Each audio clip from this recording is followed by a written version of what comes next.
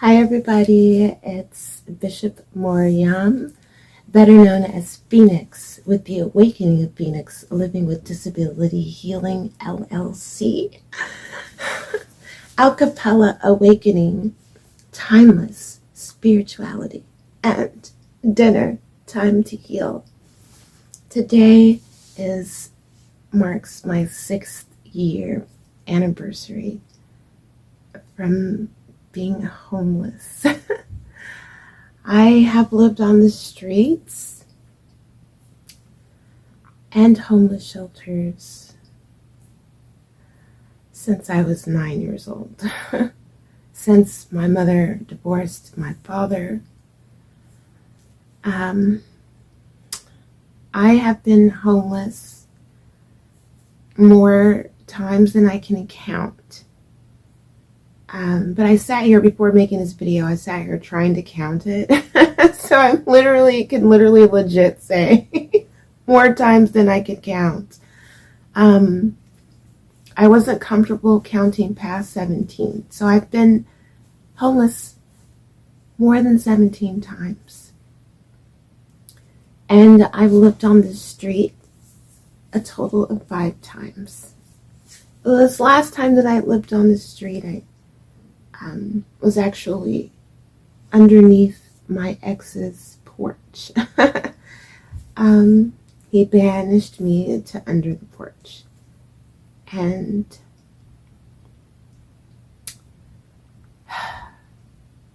that was the turning point for me. Domestic violence, mental illness. I didn't know what was going on with me. It was undiagnosed mental illness. And medical problems, severe medical problems that were lingering that needed to be taken care of. But with mental illness, homelessness, and domestic violence, I didn't really have the time to do that. But today, January 23rd, is the day that I put a roof over my head. I got into a program that helped people like me. That's why I say to people who are isolated, who are unwanted and forgotten, no family, no friends, you gotta trust someone sometimes. And I did. And I'm so glad that I did. I was under that porch. And while under that porch, abused, cold, smelling like something god-awful, I had an aneurysm. And I went inside, banged on the door, asking my ex to take me to the hospital. Call 911 is what I'd said. Call 911. He was scared to do it because he thought he was going to get arrested. He knew that he would be in trouble. So it took hours for me to convince him to take me to the hospital. We went to Jersey Mike's. And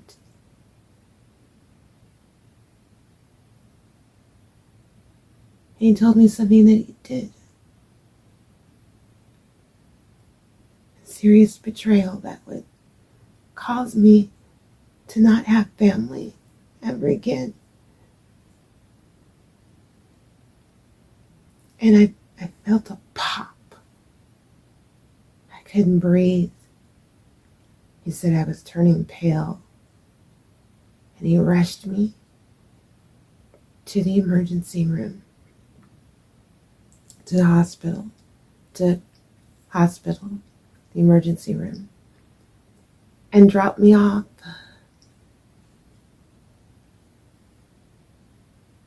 at the emergency room pull up. He opened the car door.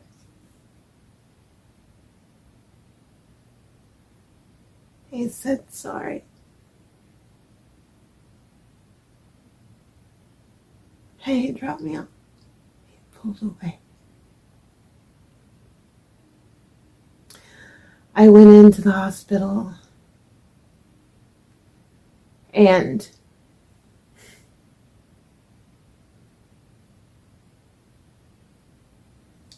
said they needed to perform emergency surgery.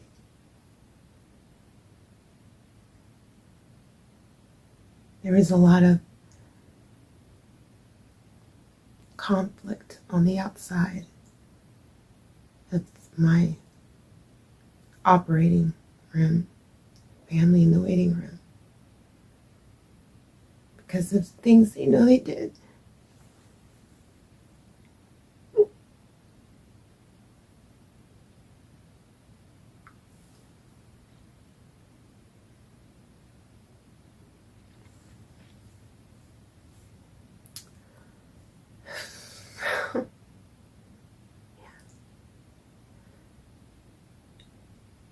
It's really hard. I died on that table. They went out to the lobby and told my family there was nothing they can do and sorry. God brought me back. I did have a death experience. Death life. I call it death life.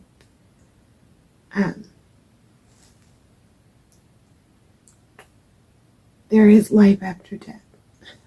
It's a whole other video. From the hospital, just to let you know, that wasn't the first time I died. When I came back, I had a sense about me. I've been given a few things because I was being sent back. I really don't know how to explain that part because I've never talked about it out loud. And for some reason I've gotten stuck on it. It's about homelessness.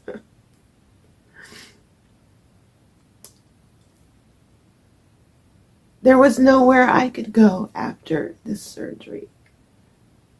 I couldn't go back to where I was. I couldn't go to family.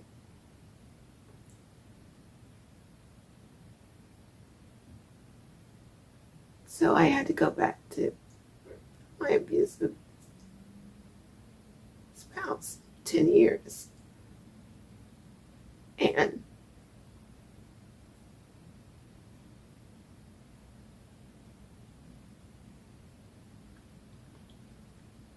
it only lasted for 2 weeks, 3 weeks. I was back in the hospital. When I left the hospital, I left 3 months after the surgery. It took me 3 months. They messed up my back. When I left the hospital, I left in a walker. They messed me up so bad. I had so much to contend with, and no one helped me. I called lawyer after lawyer. Nothing. No one would help me because of the hospital. The prevention of lawsuits when they're legit is pretty messed up. Shout out in the comment box if you understand what I'm talking about. Oh my gosh, if you're a lawyer and there's something that I'm saying that you can help me out with, please. PhoenixHealingMinistries.org. My email is there. Please contact me. But I had to go back because I was in so much pain. And I was experiencing things in my neck, and they took my clavicle artery and replaced it to my ascending and descending aorta. And then I received a few stents. So I had the AAA, the repair, and I also had my clavicle artery. Instead of the vein in my leg, which is typically what they usually use. But I had to go back. I went back, and this time he took me. I was there for a month or so, maybe 2 months. Yeah, almost 3 months again.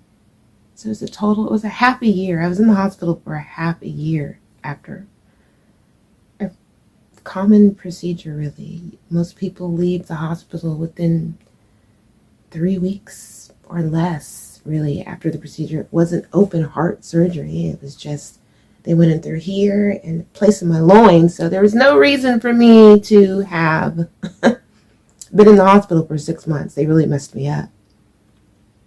While I was there for a whole 6 months, the first 3 months and the next almost 3 months, basically 3 months, I didn't have a cell phone. They never let me have a phone in my room. I didn't have a phone in my room in the hospital, and I didn't have a cell phone. There was no way for me to contact anyone for anything. I couldn't call anyone about anything. So there was no calling a lawyer. I asked a couple of nurses, and they said no, that they wouldn't allow me to use their cell phones. But there was also something else going on. I had to give up my child. I had to give up my daughter, my youngest, because I couldn't care for her. She was 16, so, let her live her life. I started living my life at 13 after my mom died. So, I was on my own at 13. So,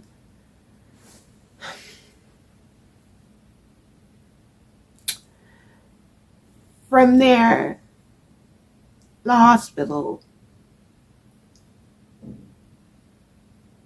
they knew that something was wrong.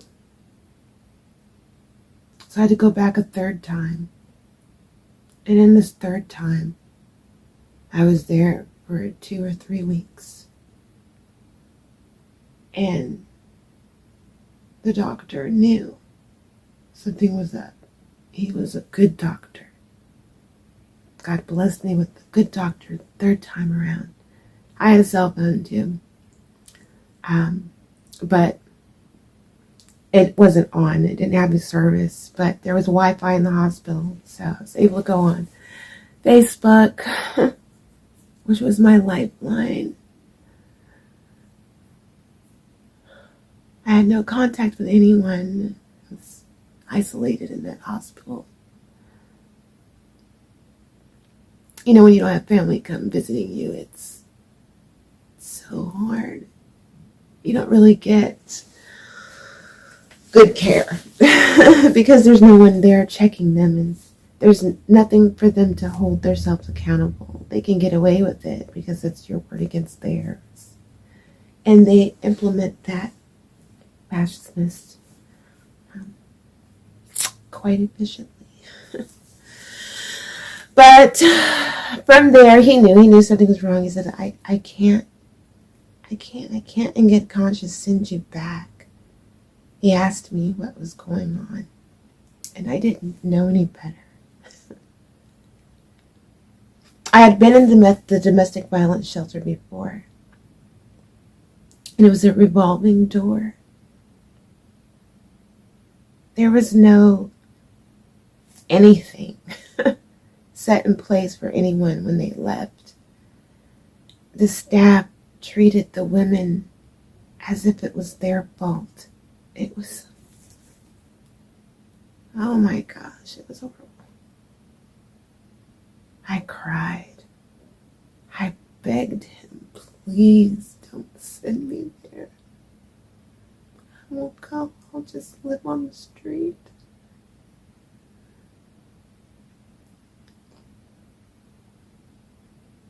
I'd rather go back to my ex. It was that bad.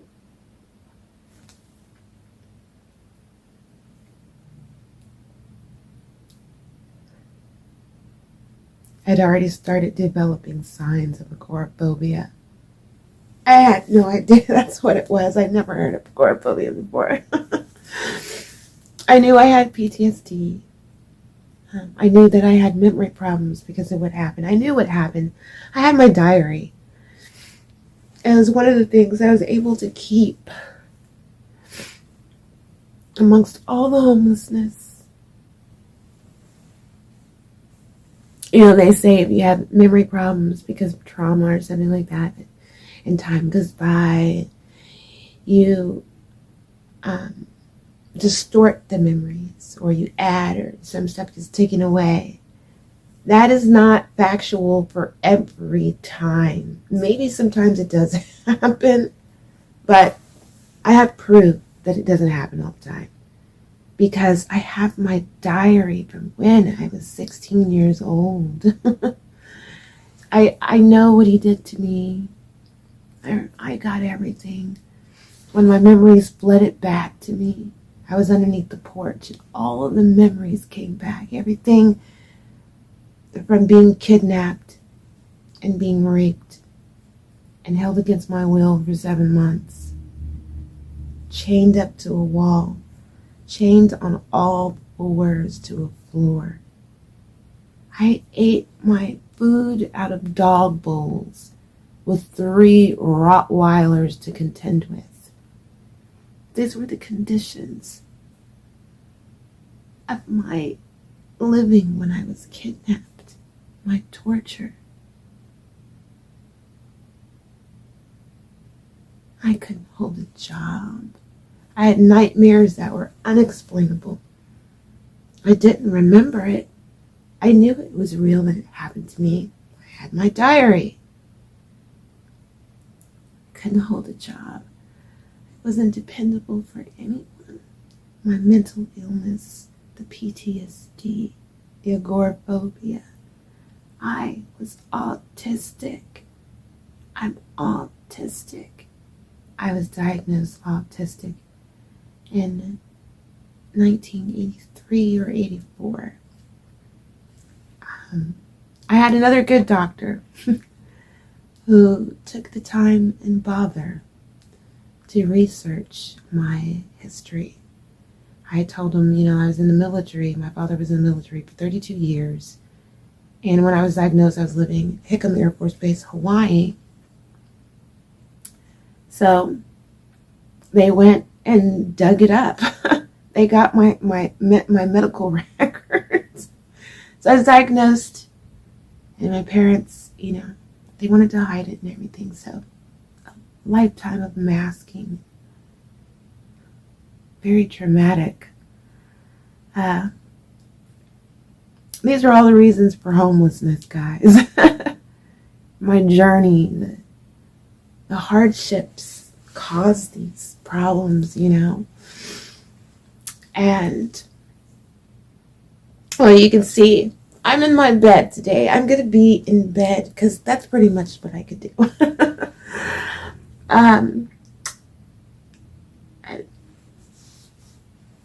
I was in that domestic violence shelter. From the hospital, I went to the domestic violence shelter. And I'd already been in the revolving door. And, whew, oh my gosh, it was hard there.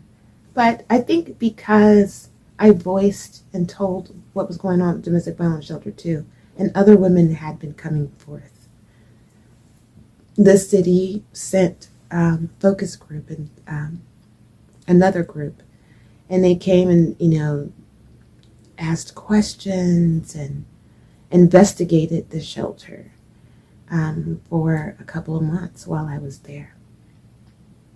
And they were able to pay the women for their questions, and it was really, really awesome to be able to get paid while I was in the shelter. So when I left the shelter, I had $60 because of them.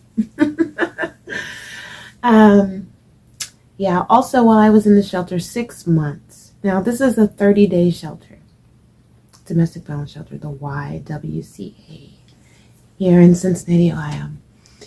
And, oh, goodness gracious.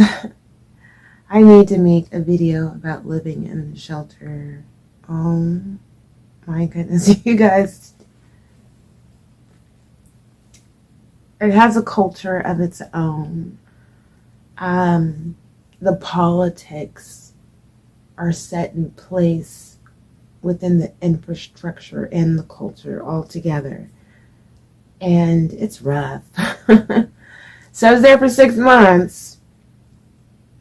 But given the nature of my caseload and the neglect from the shelter, the shelter that they sent, I was there before, and the apartment complex that they helped us get and they sent us to, my abuser was there. My ex was living there. I begged for them to take us back and they wouldn't. Someone broke into our apartment. It was a terrible place. No one should have ever left that domestic violence shelter to go live there. That was horrible. You want to make sure that they could get off their feet, but that's not the point of leaving a homeless shelter. The point of leaving a homeless shelter is to get you housing. That's it. They don't care if you could keep it or not. One thing, they get an allotment, a stipend of whatever you want to call it, a certain amount of money per person every month to keep you there. So that's their priority. They got bills to pay. They have workers that need the money. And just so that you know, when you're sending all of your toys for Christmas and all of the trinkets and stuff for the women at the shelter and the children, they're not getting it. Sometimes we do. We don't get all of it. It goes home to the staff. That's 100. Like I said 17 times. I know how it works. And I'm telling you, your donations are not going to the people. But anyways, they sent us there. My daughter got raped. My place got broken into. My ex was there. It was horrible. Horrible. So I wound up going to the ex that I'm talking about. I've only been with 2 men at this point. 15 years, and the one that I'm talking about now, who saved me from the other one, I was with him for 10 years. And back and forth in the domestic violence shelter with both of them. And my children. My children suffered a great deal. I couldn't get the help. I wasn't a bad mother. I just needed help. I didn't get it, so my children didn't get it either, and we suffered. The things my children went through will always haunt me because I wasn't able to stop what I went through. Yeah. Homelessness, it's a hard life to live. Living on the streets as a woman, a black woman.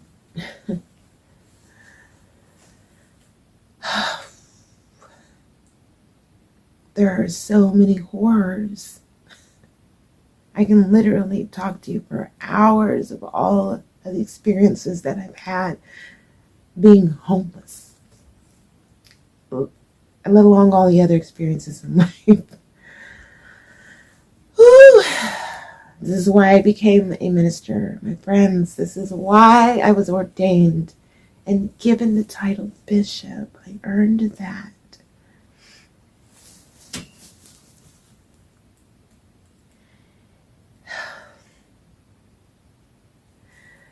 Homelessness is no joke. And this is my 6-year mark. Last year was 5 years, but to make it past that 5-year mark, I was nervous. I have never in my entire life lived anywhere for 5 years.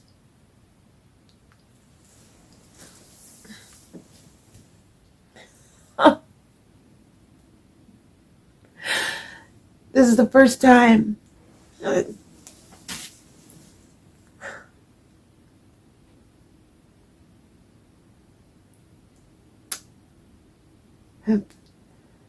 While I was there at the shelter, because of the mistakes that they made, like I was saying. I know I go up on a tangent, but I still stay on course. Yeah, they made sure I couldn't leave. When you're in the shelter, you can't stay there all day. You have to leave by 8 o'clock, 7:30, 8 o'clock, 9 o'clock in the morning. And you can't come back to the shelter until 3:30, 4:30, sometimes 5 o'clock, depending on the shelter that you're at. So I had the agoraphobia. I was passing out left and right. I couldn't leave the shelter. They allowed me to stay. A lot of the women didn't like it there, didn't like that. So that made life hard living there. I'm smelling my hair. It feels so good to have clean hair. I actually need to clean my hair, but I'll be making a video for people living with disability, invisible disabilities. 50, almost 50, 49, 50 and over. 49 and over. Living with disability. This is the beginning of the year, and everybody's doing all their routines and everything like, yeah, get your morning routine on, and everybody's like all gung-ho towards the end of the year. Yes, you're the more mature adult. You can start a YouTube channel. Life is wonderful now. Not for all of us. Like, it's been 50 years. This life will beat you the up, or it could beat you the fuck down. You'll get the beat down. Smack down. Human nature. But yeah. So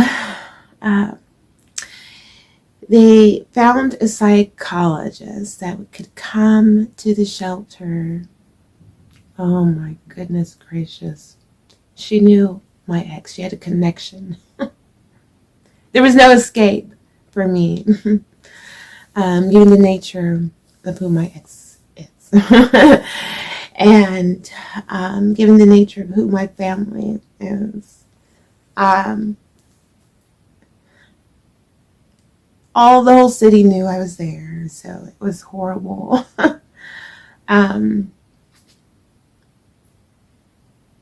Yeah. All the secrets, they were coming out just for my mere presence being in the shelter.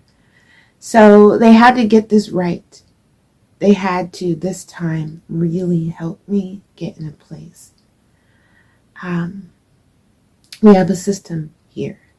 So if you've been homeless more than 9 times, you get into this system and it matches you up with a program according to availability of the program. So within the 3 months of 4 months, I had therapy for 4 months, once a week, except on, sometimes when she called off, or there was a holiday. Well, I can't tell you how many Christmases me and my children spent in the shelter.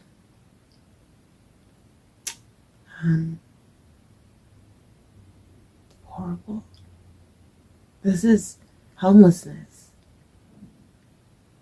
You don't become homeless once and then, everything's hunky-dory, I'll never do it again.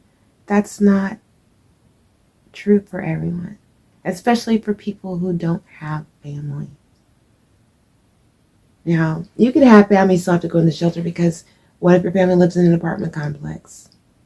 You don't want your family member to get evicted for having somebody there that's on lease. So you can't do that. People with family go to shelters as well. But I'm just saying, if you are living in the streets or living in the shelter and you don't have family, the chances of you getting a place are actually slimmer than the people who have family. That's the reality. So backwards. So backwards. That's why I started the homeless shelter program and homeless care package program, because I have so much experience in this subject, in this living, to help people who are homeless have healing and find a spirituality that helps them move forward for the rest of their being in this body until the Lord takes them home. But I just wanted to give you a shout out to let you guys see just a little awareness about homelessness and why people are homeless. And not everybody that's homeless has mental illness. Look, let me explain something, because I sit here and I tell you guys all of the bad stuff. That's pretty much what I minister. But I've had a lot of good. I mean, I've lived in 26 countries and states. My father served in the Air Force for 32 years and retired at $51 an hour in the early 90s. He climbed the ladder very well as a light-skinned black man in the 20s and 30s. Okay, that's very difficult. His first job, the very first thing he did in Vietnam was put tags on toes. It's described to me some person who had mustard gas in their chest and lungs was exposed. It ate away at them. Oh, the things my father saw. 32 years. And I couldn't get any help as a family member of the military. Yeah. You see a lot of veterans out there on the streets. It's a shame. So it's not just about mental illness. But of course, it is a big factor. But I've had some really good stuff. I mean, 32 years, I was Miss Black Teen Cincinnati. I am a pageant girl, yes. I've been in many productions on stage. I opened for the Phoenix Suns. I got to open and sing a song, I Will Always Love You by Whitney Houston, to Sir Charles Barkley. I started out with a singing group. I went to Peterson Middle School and Santa Clara High School in California, and I started out with a singing group, 3 Shades of Brown. Oh gosh, we opened for ABC, Another Bad Creation. You guys remember Another Bad Creation? I opened for them. I wasn't even 13 years old. I opened for Howard Hewitt. Oh my gosh, I've had really good things happen, guys. I've been able to. I cooked fried chicken for the Reverend Jesse Jackson. Oh my goodness, I shook hands with very controversial figures too. My gosh, I Happy Chandler, Ben Chandler. I cleaned his house when I had a cleaning business. I had my own business. Oh my gosh, I've had a full life. I've had 4 children. I kind of adopted 2 other children. I have 5 grandchildren, 1 that's passed, and 3 other ones from children that I claimed mine. They didn't have any parents. And it was a time where I needed to have someone to help because it was going to help me too. And the most I sent them. It really did work out that way. So I've had some really good things happen to me in my life. Really, really awesome things. I've just had some really bad things too. And I have to say that, I don't know, maybe the bad is right here. It's still higher than the good, unfortunately. If I took a paper and wrote down all the bad and all the good, and there's definitely more bad than good. But as such, as a lot of us who actually have taken that inner journey and have a relationship with the Most High. I know you're usually, wouldn't you be protective? All this stuff shouldn't have happened to you. Well, they called Yeshua God and then hung him and killed him on a cross. So if you can kill God, you don't think that I wouldn't go through some stuff? Yeah. But this really is about homelessness. I can't help it. It's like the spirituality part of me is in everything. Cooking, doing my hair, singing, everything. But today, you guys know my mother was murdered. She was smushed between 2 cars. My father was stabbed over 40 times. Mother murdered when I was 13. Literally, my birthday's in June. And my mother was murdered in August. 2 months into being 13, being a young woman. You're pretty much a woman when you turn 13. And my gosh. You don't really find that out unless you have to. But I know a lot of people are going to be like, no, you're not a woman, you're 13. Is she crazy? No, I'm not. As a matter of fact, you know right and wrong by the age 7.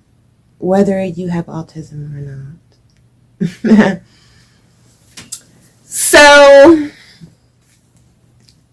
it's not all about, mental illness or suffrage of all bad things and all people who are homeless just have nothing but bad. No, they're good things. Some people have degrees, like PhDs. I met a doctor on the streets, guys. A doctor. It took, 3 times of having conversations with him for me to realize that he was gone. But he still remembered his craft, his practice. And he was able to help me while I was on the street too. Yeah.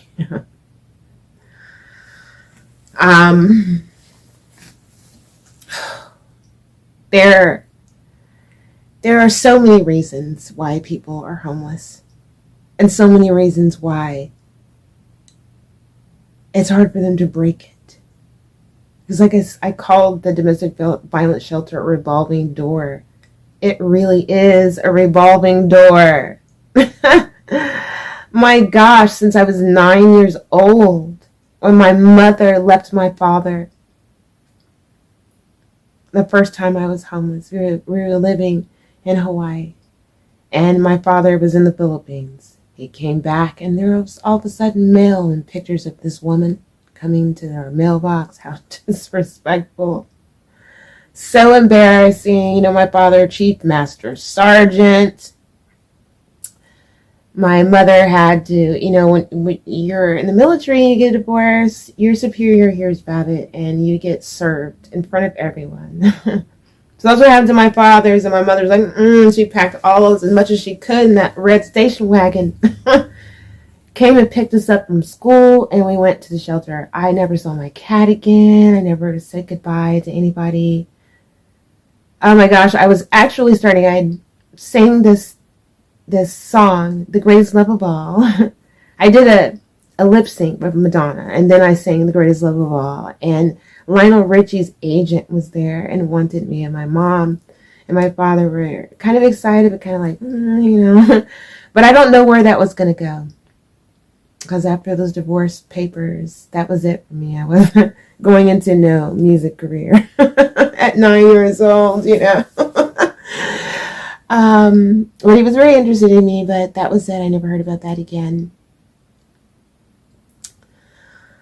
My mother was she was terrified. She was so scared. So we went to a domestic violence shelter in confidential locations. My father couldn't find us or anything like that. And they shipped us to California. They moved us to California. So we went from Hawaii to California.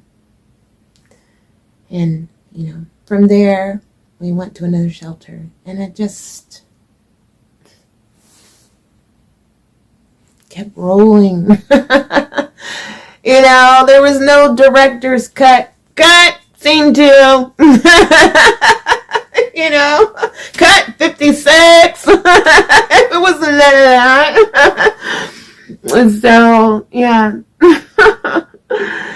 That was the first shelter that I ever went to. I was 9 years old. I wasn't 9 yet. I was 8 years old. Coincidentally, that was the first time I cooked for people because there were like 49 people in that shelter. And I had no idea that the food that was in the freezer and everything were personal items for each family. I thought it was the shelter's food. So I was like, can I cook for everybody? And they were like, yeah, like my mom's help and everything, My mom didn't do it. She just sat down at the table and let me do it because she knew I could. She told me what to do, but I figured it out. I made barbecue chicken for 49 people. Barbecue chicken, broccoli, frozen broccoli with butter and salt and pepper and rice, white rice. That's what I mean. Those little party wings. And there were some Famous Amos cookies. You guys remember Famous Amos? There's chocolate chip cookies from Famous Amos. He had different kinds, like walnut, almonds, all kinds of stuff. It was really big, and he used that Bobby McFerrin song. Woo, woo, woo. So we had that for dessert, and then I realized one of the ladies came in from work with her son. That was my food. I had no idea.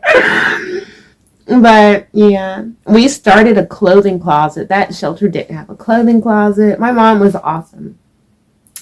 And I learned the politic in shelters and how to survive in a shelter from my mother.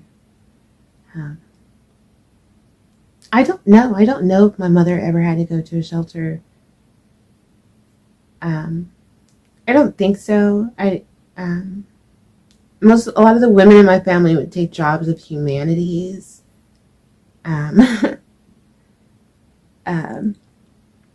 or our own business, or politics. So, my aunt ran for mayor. So we are very strong women. So my mom definitely was soft and strong. My father was a dominant alpha male, and he was a dad. My father was a father.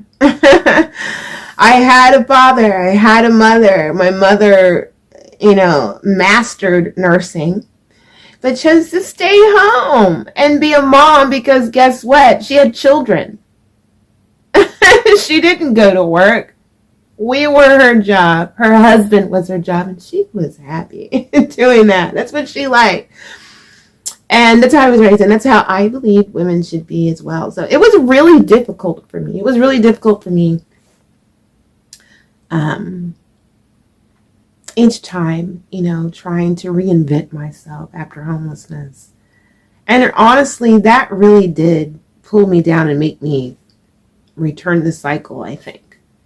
I know I'm going off the but that was my first time. I'm just like looking at my mom and observing, reminiscing, and it's making me think, like, wow, the programming that just going into the shelter one time programs you to repeat it.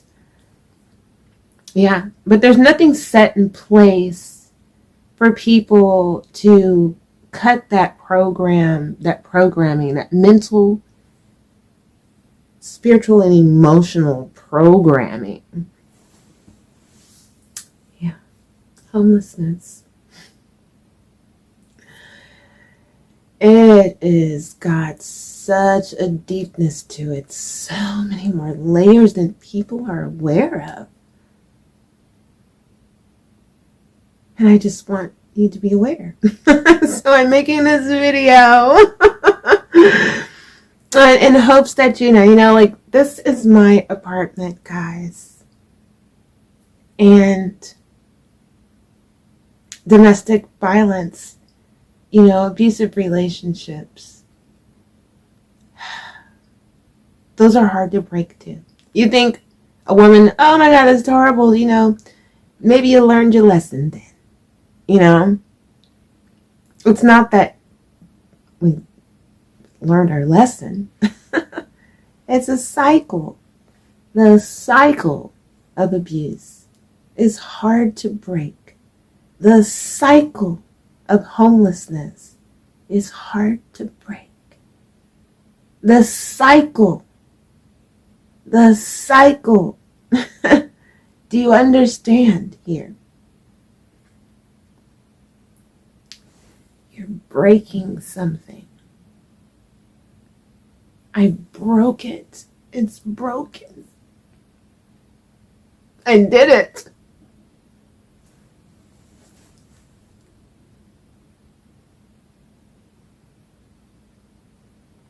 And you can too.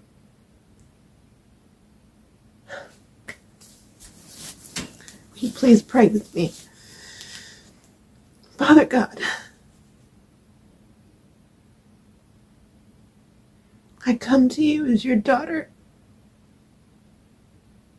humbly, with gratitude. Thank you for your mercy, your forgiveness, your love, your guidance.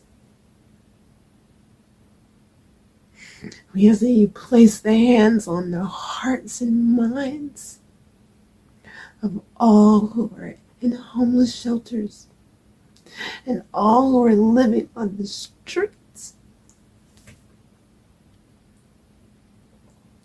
How they got there, the root of their problem. We need you to dig deep there and bring out the poison that has infested their lives and replace it with love and guidance. Help them heal their minds and open their ears to hear your voice, and your voice above all others, to guide them with every step. Forgiveness of their self, and courage and bravery to take those steps can only come from you. So we ask that you give it to them tenfold.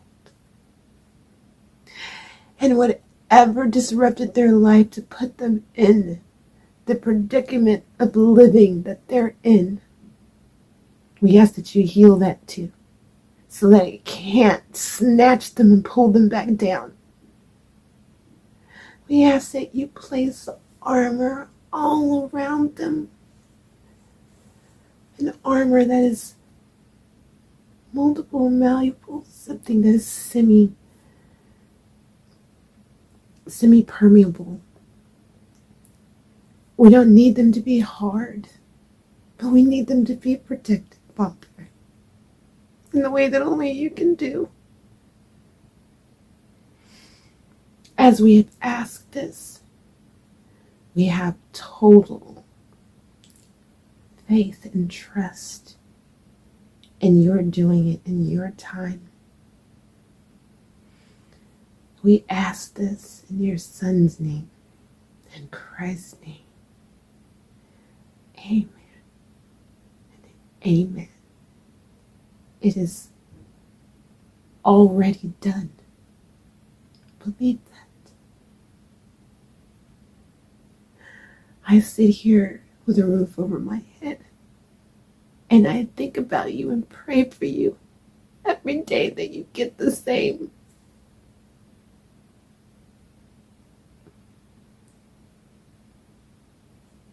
Don't give up. You're not forgotten.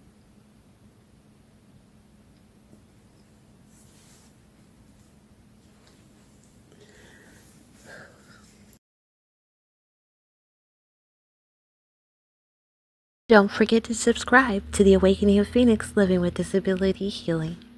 This channel was created to empower those who feel and become unwanted after trauma, heal through spirituality, and improve the quality of their life while living with disability. I want to thank you all for your support. Our trademark is now registered. It is not just your spirituality that can define your journey. It is your journey that can define your spirituality.